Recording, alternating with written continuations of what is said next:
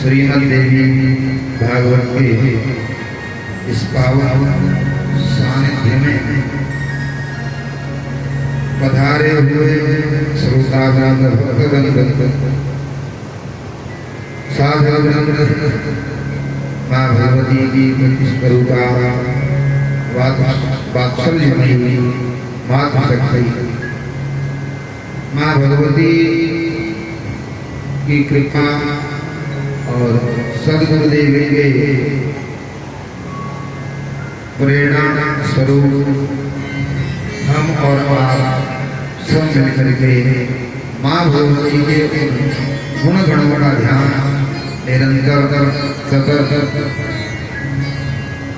सात दिवस से करते आ रहे हैं। आज अष्टम कथा प्रसंग की उस ज्ञान सरिता में हम और आप प्रवेश करें। उससे कुछ माँ भगवती का नाम का ज्ञान का आश्रय और पुनः माँ भगवती के दिव्य अमृत चरित्रों का पान और अवगाहन हम और आप करेंगे।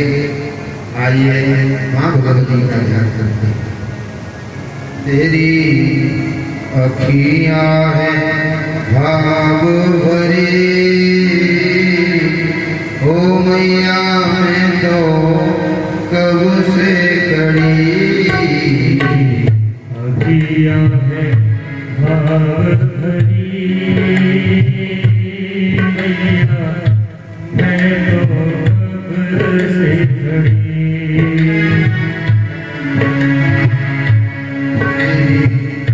अखियाँ हैं भाव भरी, ओ मैया मैं तो कब से खड़ी।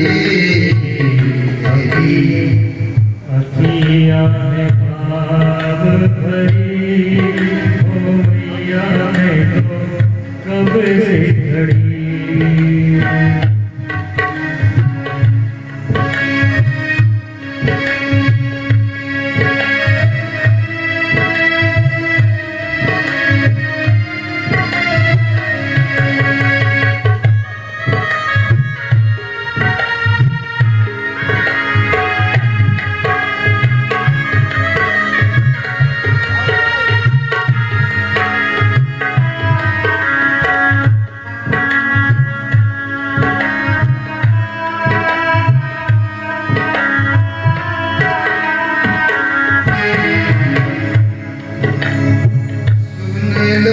मेरी माँ भवानी, सुन लो मेरी मात भवानी, कर लो मुझ पर माँ मेहरबानी। कर लो मुझ पर माँ मेहरबानी।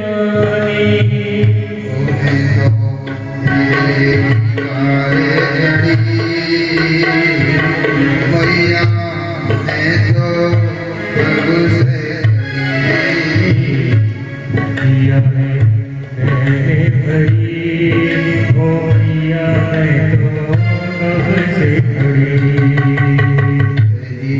अखियाँ हैं भाव भरी, ओ मैया मैं तो कब से खड़ी। अखियाँ हैं भाव भरी, ओ मैया मैं तो कब से खड़ी।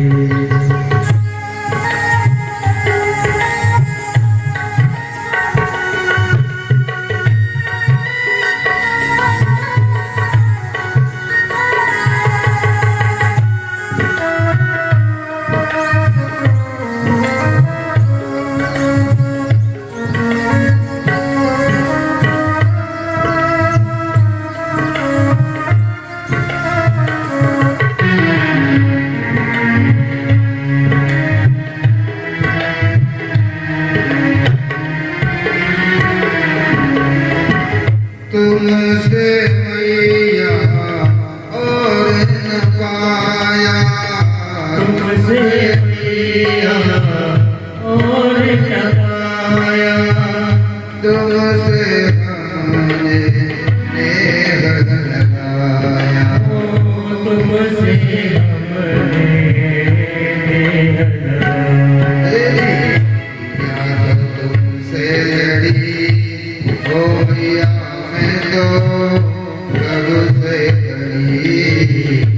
अखिया है तुमसे लड़ी हो मैया मैं तो तुमसे लड़ी मेरी अखिया में भाव भरी हो मैया मैं तो कब से खड़ी अखिया है भाव भरी हो मैया मैं तो कब से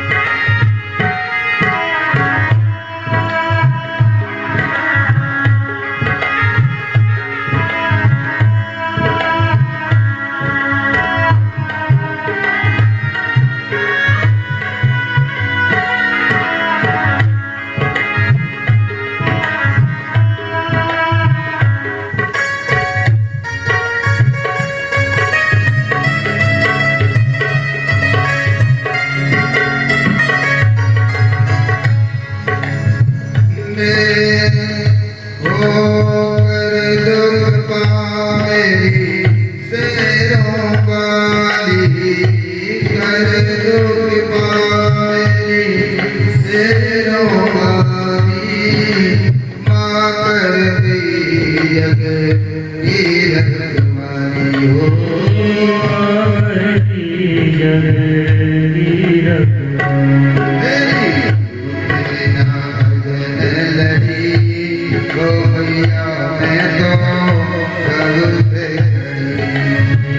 अखिया है भाव भरी हो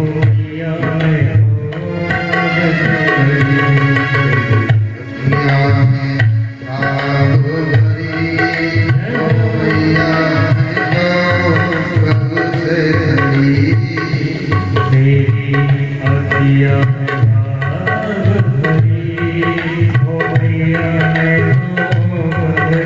मेरी अखिया है भाव भरी हो मैया मैं तुमसे लड़ी मेरी अखिया है भाव भरी हो मैया मैं तो सबसे लड़ी अखिया है भाव भरी हो मैया मैं तो सबसे लड़ी हो मैया मैं तो सबसे लड़ी हो मैया मैं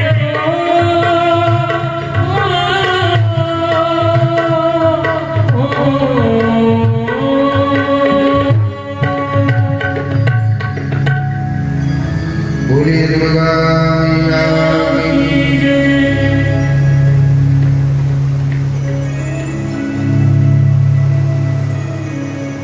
कल के प्रसंग में आपने सुना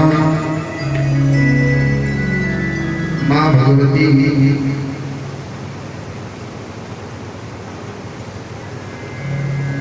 सभी के ऊपर कृपा बरसाती हुई अपनी लीलाओं में सबको आनंदित करते हुए सबके दुखों को दूर करते हुए निवारण करते हुए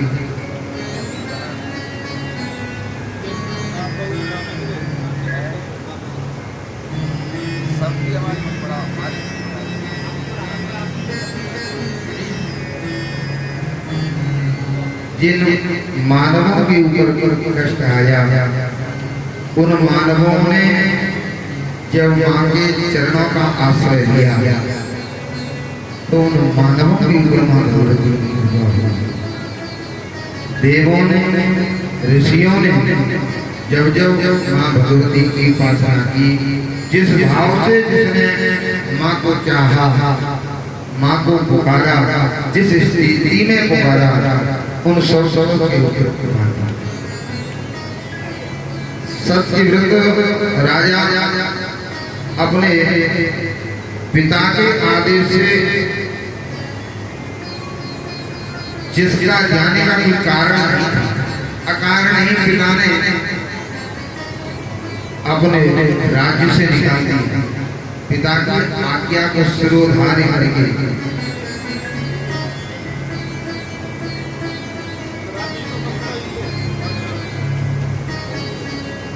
कारण होता और उसके बाद पिता निकालते राज्य से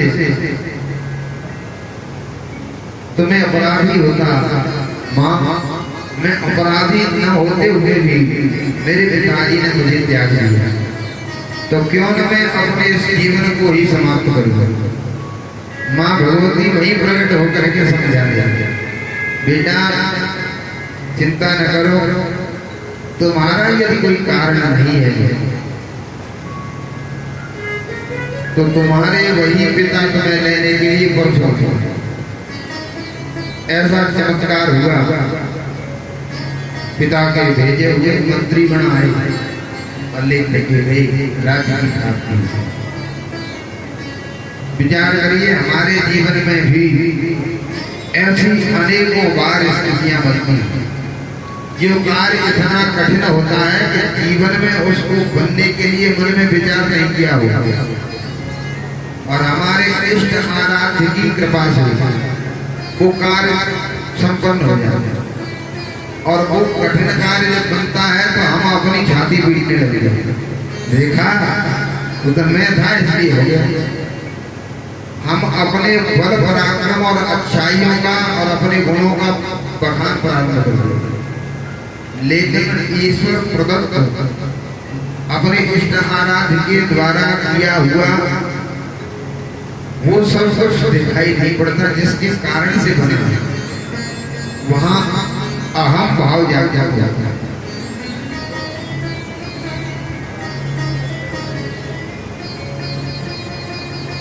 कई बार हमने देखा है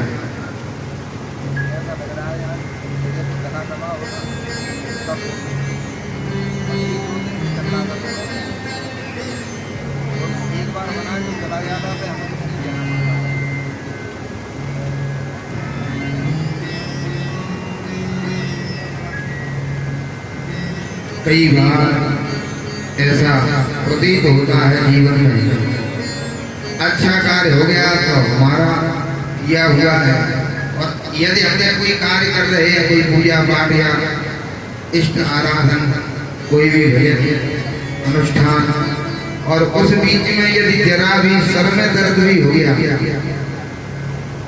हम तो इतनी पूजा करें घर में, ये कैसे हो गया? यही भाव आता है। और जहां ये भाव समाप्त होगा, ये भाव आ जाएगा कि करने कराने वाले तो वही है, हम तो केवल निमित्त हैं। यदि उनको कराना है तो वो काम अवश्य होगा, हम तो केवल उसके निमित्त बनेंगे। कोई भी कार्य ये भाव आएगा तो हमारी जो ऊपर कृपा बरस रही है वो निरंतर बरसती रहेगी। इंद्र बार परेशान होता है, और जैसे ईश्वर का पद प्रतिष्ठा मिलती है वैसे अभिमान आता। देखा मैंने राज्य पा लिया, इसी कारण से बार बार उनका पराभव होता है। आप सुनी रहे हैं 8 दिन से कितनी बार माँ भगवती ने उनको स्वर्ग का आधिपत्य प्राप्त नहीं कराया।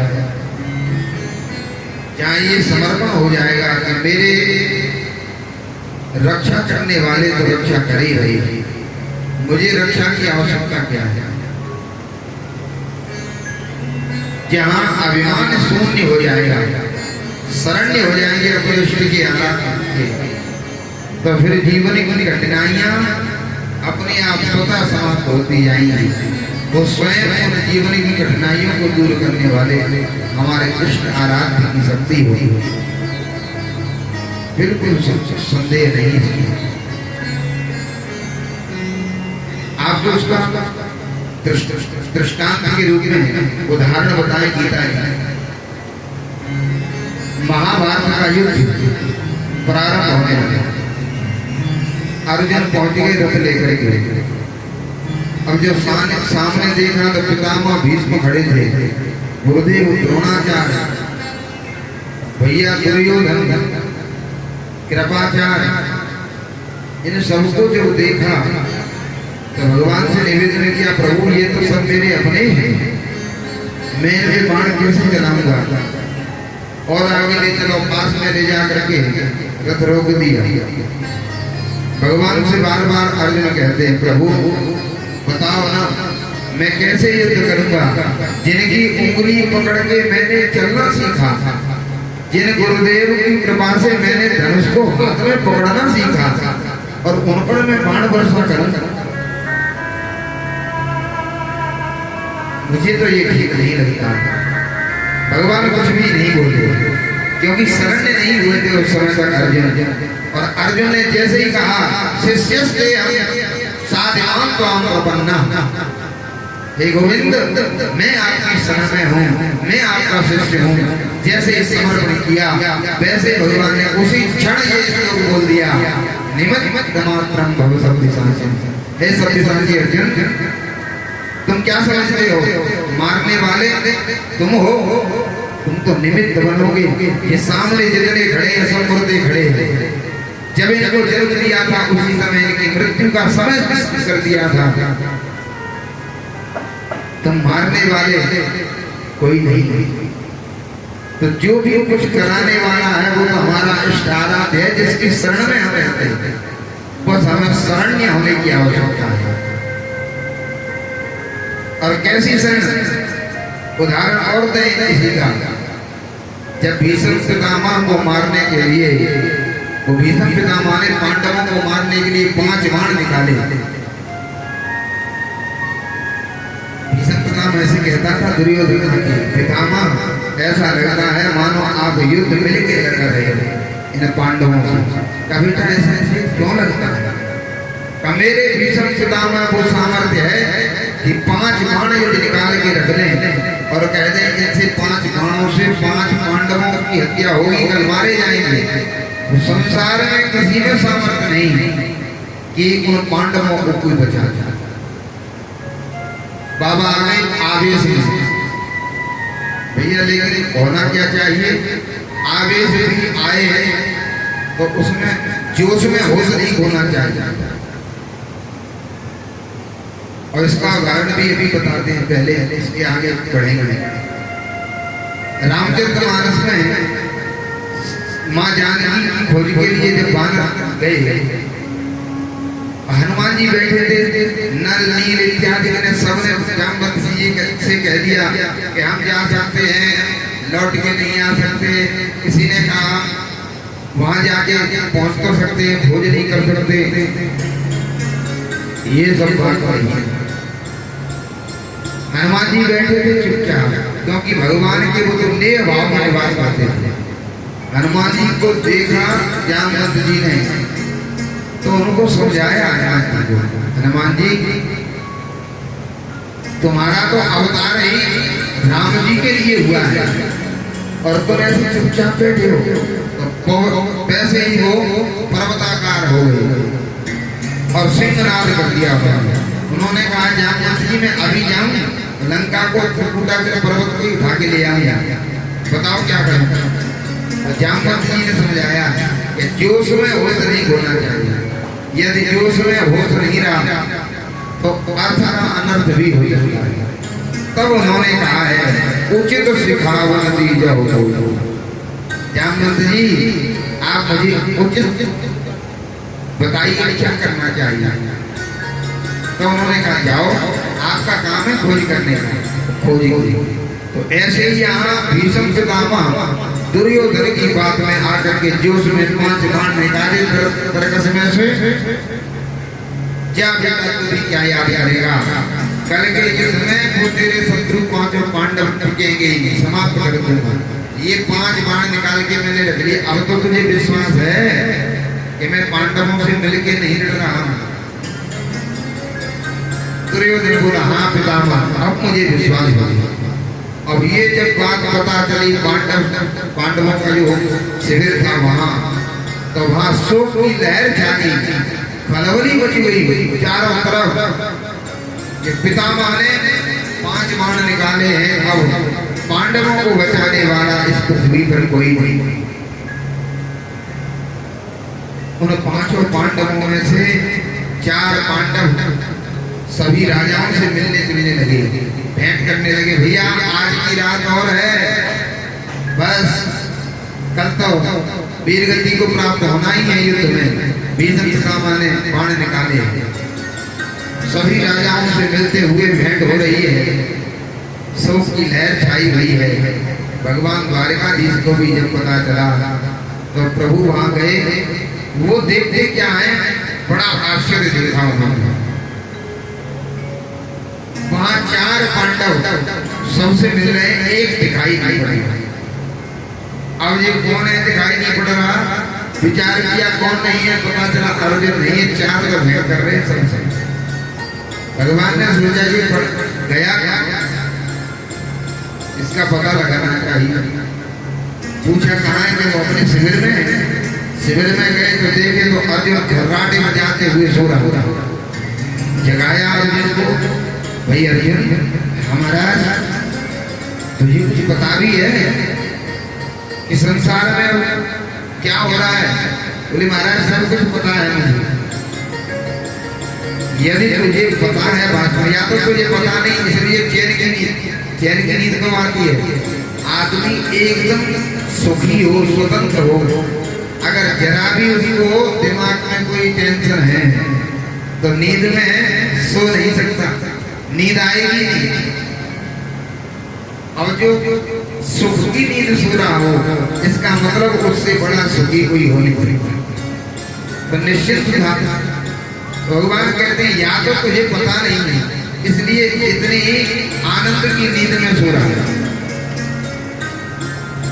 और अथवा कोई ऐसा कारण है जिसका निदान तू जानता है। का महाराज मुझे पता है सब कुछ। पता क्या पता है?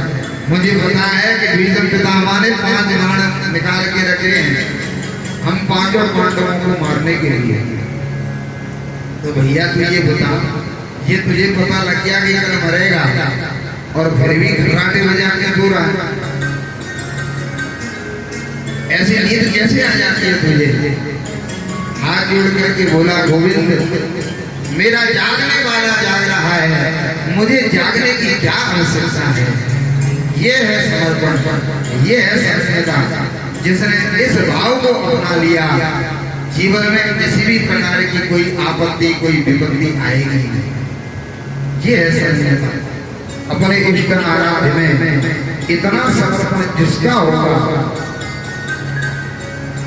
उसको फिर किसी देवता दूसरे के दरवाजे पर किसी की अन्य चौखट पे जाने की आवश्यकता पड़नी नहीं चाहिए।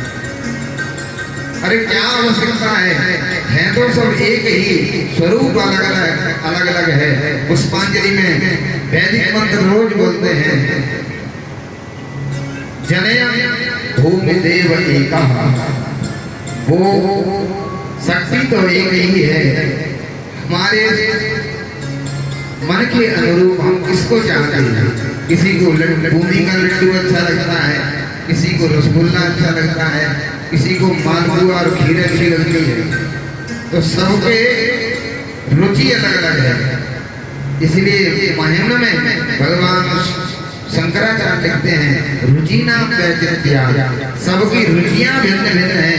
उन रुचि के अनुसार वही एक शक्ति भिन्न भिन्न रूप में अपने भक्तों के ऊपर कृपा बरसाने के लिए जाती है। और जिसमें हमें समर्पण हो गया, जिसमें हमारा मन लग जाए, फिर दूसरे में अन्य में जाकर के हमें खोजने की आवश्यकता क्या है? देवताओं ने बार बार दुख पाया, लेकिन अहम वृत्ति आती है और उस अभिमान के कारण ही पुनः पतन होता है। इंद्र ने ये कभी नहीं कहा कि मेरी असफलता के कारण या मेरी दुर्बलता के कारण मैं अपने शत्रुओं से पराजित हो जाता हूं। नहीं, अरे पता नहीं ब्रह्मा बाबा जी चले जाते हैं, कभी भी किसी को भी कुछ भी दे आते हैं आशीर्वाद में वरदान, और मुझे फिर उसका भोग भोगना पड़ता है। और जैसे ही माँ भगवती ने तीनों बार स्वर्ग की संपदा प्राप्त कराई, तुरंत कहने देखा मैंने स्वयं अपने पराक्रम से इस स्वर्ग के ऊपर पुनः आधिपत्य प्राप्त कर लिया, राजा बन गया। व्यासी कहते हैं जन्मेजय, जब राजाओं को इंद्र को जब स्वर्ग का राज्य मिला, अभिमान बना हुआ, जिस दुर्गम के द्वारा स्वर्ग का आधिपत्य छीन लिया था इंद्र से, उस दुर्गम का मां भगवती ने उद्धार किया और राज्य दिलाया। लेकिन मिलते ही स्वर्ग की उस ऐश्वर्य लक्ष्मी के कारण ऐसा अभिमान जागृत हुआ, मद में मस्त होकर के अभिमान जागृत हुआ। तो उस अभिमान को फिर देवगुरु बृहस्पति ने आज दूर किया। अरे राजन, आप याद कीजिए, जब जब आपके ऊपर आपत्ति विपत्ति और ये शत्रु के द्वारा दुख आपको दिया गया, मां भगवती ने अपनी कृपा और अपनी माधुरी उस दिव्य दृष्टि से तुम्हारे उस दुख को दूर किया। और अब पुनः अभिमान यदि हुआ तो वो दिन दूर नहीं कि तुम इस स्वर्ग की संपदा से विमुख हो जाओ। ये सावधान होकर के और इस अभिमान को त्यागो। भाई, लक्ष्मी को बचाना बड़ी मुश्किल बात है। लक्ष्मी यदि जिसके पास आ जाए तो भाई वही दिखती है। लक्ष्मी जी के लिए हमारे यहाँ ये कहा गया है कि यदि भोगिया बना करके उपभोग करोगे तो वो टिकने वाली नहीं है बहुत दिनों तक। और यदि माँ के रूप में उसको पूजते रहोगे, समर्पण उसमें रखोगे, तो उसकी कृपा निरंतर आपके जीवन में बनी रहेगी। ऐसे ऐसे दिव्य उपदेशों के द्वारा इंद्र को गुरु बृहस्पति का वह ज्ञान कि जिससे अभिमान न हो। जब भी कोई कार्य बनते ही हमारे मन में ये भाव नहीं आए कि ये कार्य मैंने अपने पुरुषार्थ से प्राप्त किया है, नहीं, हमारे इष्ट आराध्य की कृपा हुई है, इसी कारण से हमारा ये कार्य करना है। बोलिए दुर्गा मैया की जय। देवानां तो वरं वेदो नासे तस्य पुरा अपि एवं न संदेहो विधेयं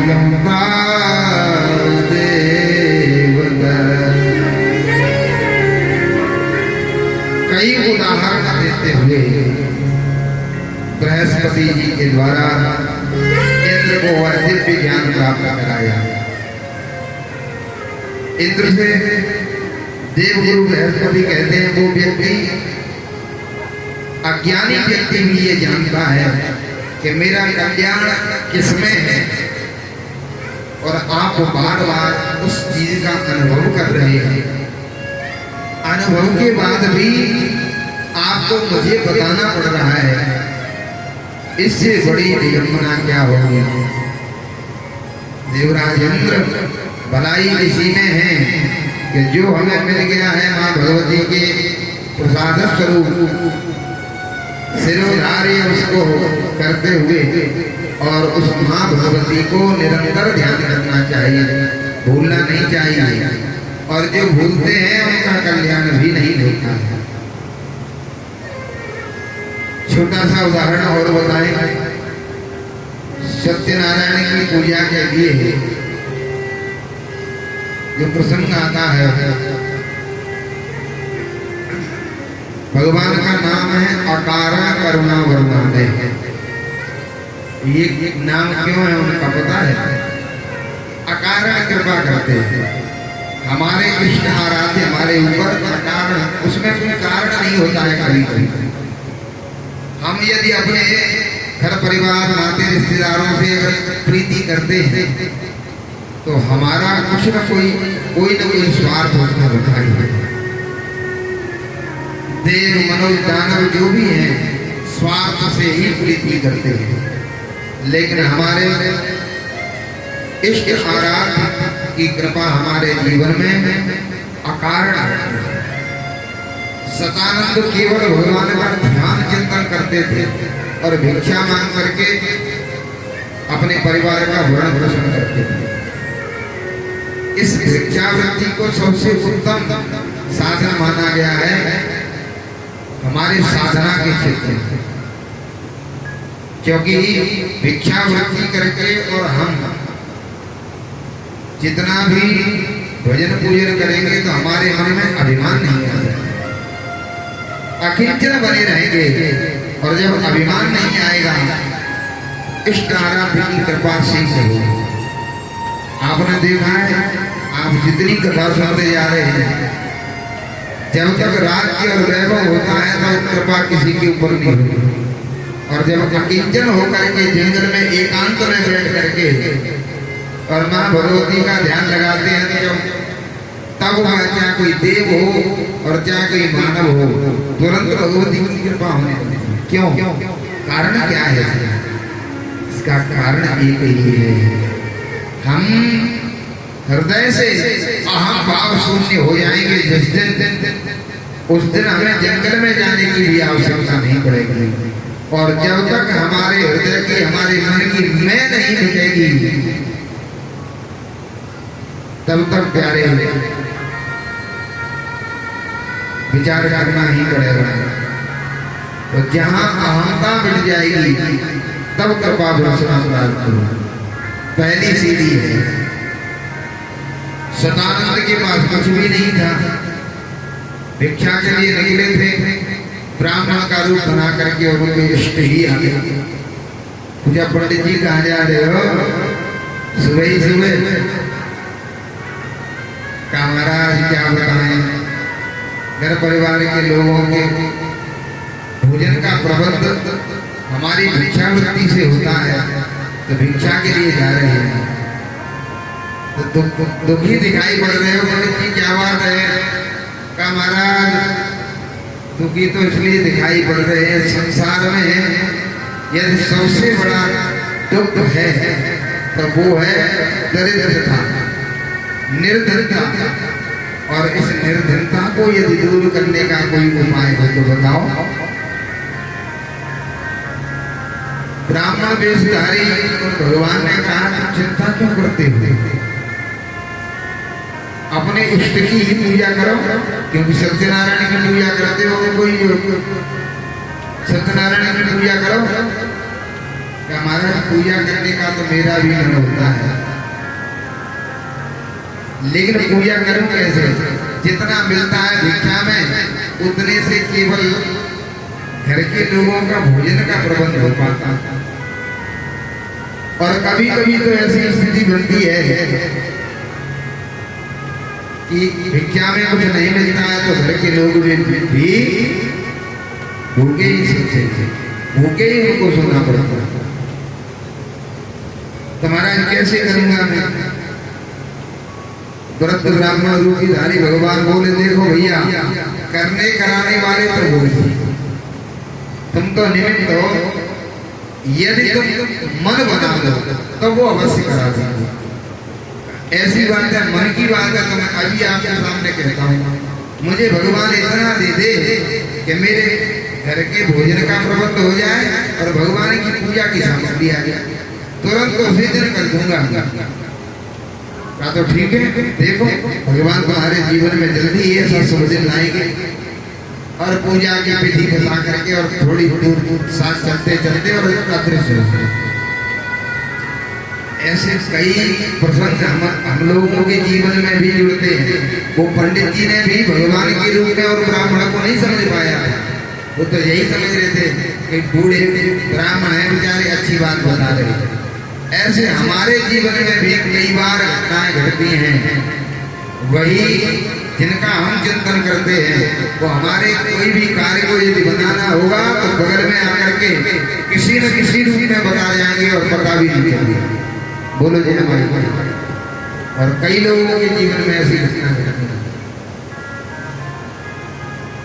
पंडित जी विचार करते जा रहे थे, ब्राह्मण देवता ने तो भाई हमारा भला चाहती हुई तो बताया है, यदि इनकी बात सच हो गई तो मैं तुरंत ही सत्यनारायण की पूजा करूंगा। और देखो कैसा चमत्कार हुआ। भिक्षा के लिए गए तो रोजाना जो लोग उपवास कर देते, अरे पंडित जी आप रोजाना आ जाते हो, कोई मुझसे बुलाने, अरे महाराज आपकी कौन से प्रतीक्षा कर रहे थे, वो आपके लिए हमने दक्षिणा निकाल के रखी है।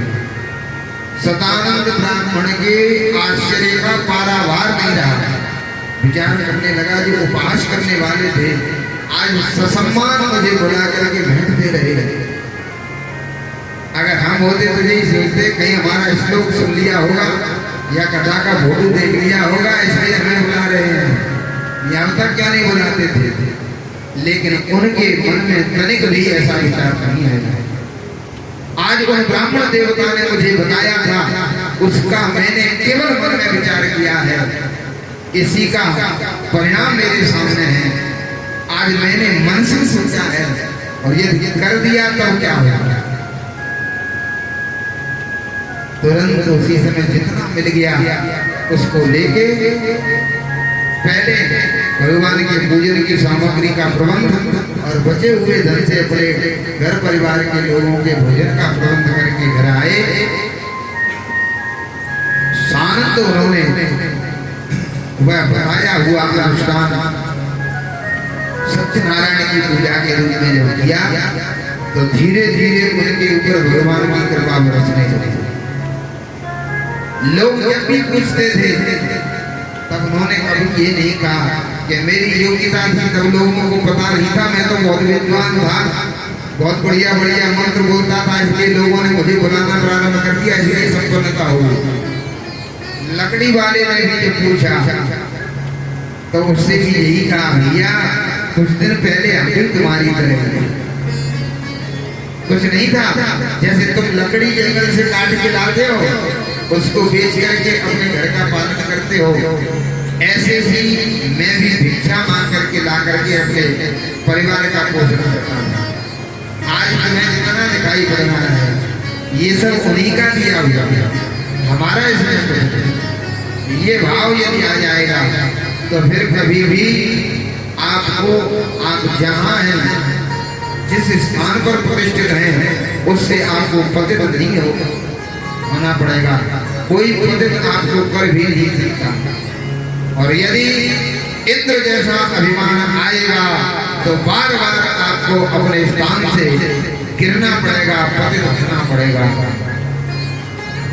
इसके पीछे केवल जीव का वही अभिमान होता है, इसलिए बार बार गिरता है इंद्र और बार बार माँ भगवती जैसे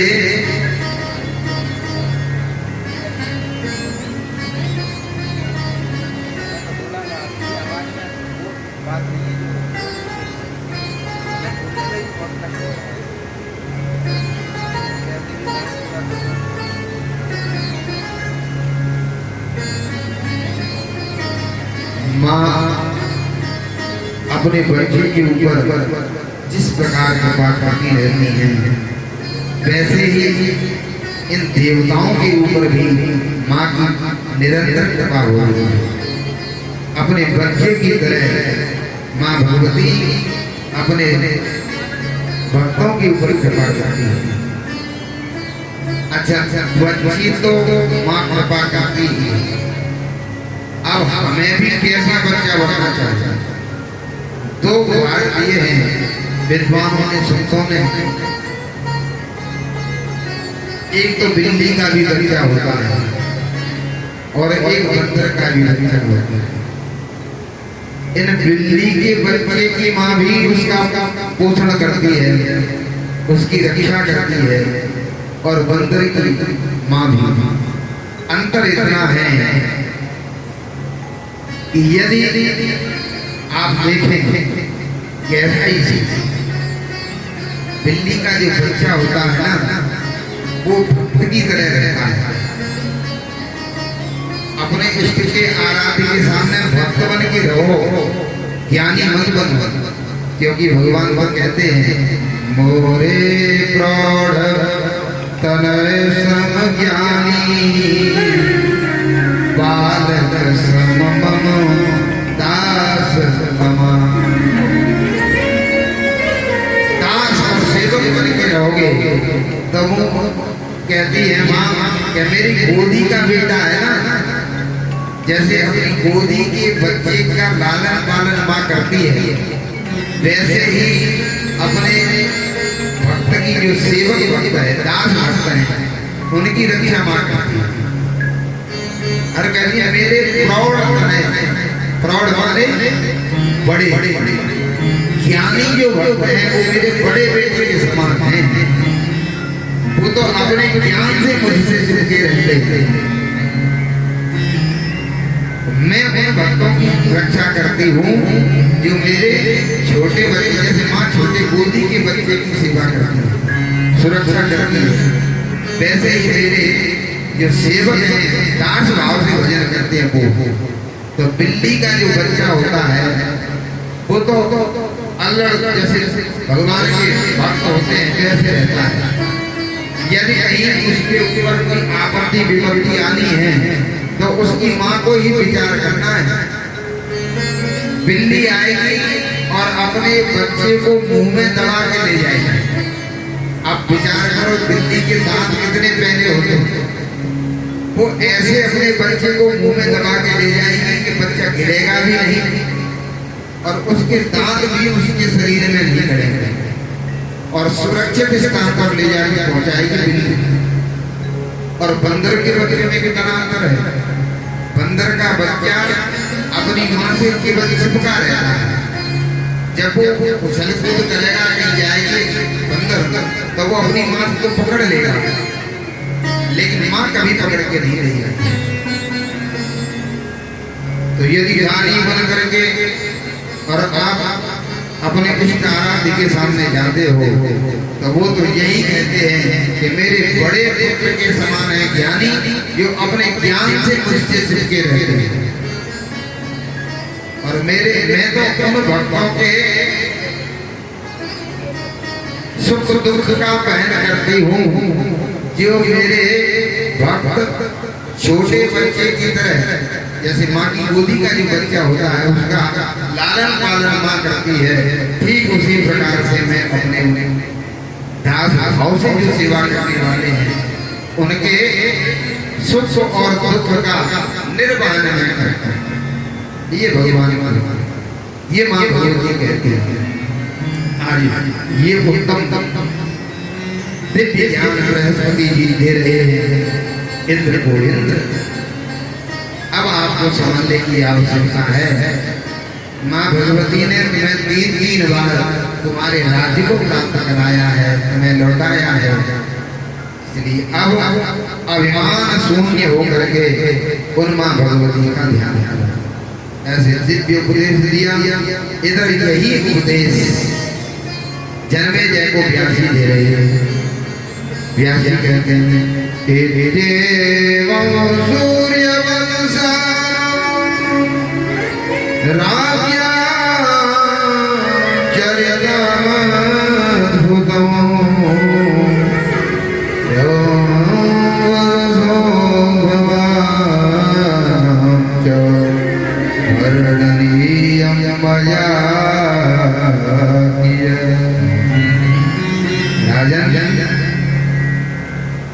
जिन माँ भगवती का ध्यान करके बार बार देवता भी अपने कष्ट से छुटकारा पाते हैं, मैं तुम्हें उन्हीं के ध्यान के लिए प्रेरित करना हूँ। आपको भी माँ भगवती की उपासना करना चाहिए। उस पराशक्ति का उपासक आप बने और माँ भगवती के उस ध्यान का दिव्य ध्यान करते हुए और उनको अपना समर्पण करना चाहिए। वो भगवती आपके ऊपर कृपा करेंगे। आप चिंता न करो। कितने भी लोग हुए जिनके ऊपर माँ भगवती ने कृपा की, कहाँ तक कहें देवताओं की तो आप सुनी रहे हो। देवता ही नहीं, भगवान की भी लीलाएं अधूरी रह जाती हैं जब भगवती की कृपा उनसे दूर होती है। शक्ति के बिना शक्तिमान अधूरा है। महाराज कैसे, मैं समझा नहीं। उदाहरण के रूप में बताया कि तुम्हें बताएं माँ जो भगवती परा जिन्होंने अपने 3 रूप प्रकट करके एक ब्रह्मा जी को, एक नारायण को और एक भगवान शिव को प्रदान किया। अपने ही स्वरूप में से तीनों देवता शक्तिमान होकर के चराचर जगत के सृष्टि पालन और संहार में संलग्न हो गए। एक बार उस पराशक्ति के द्वारा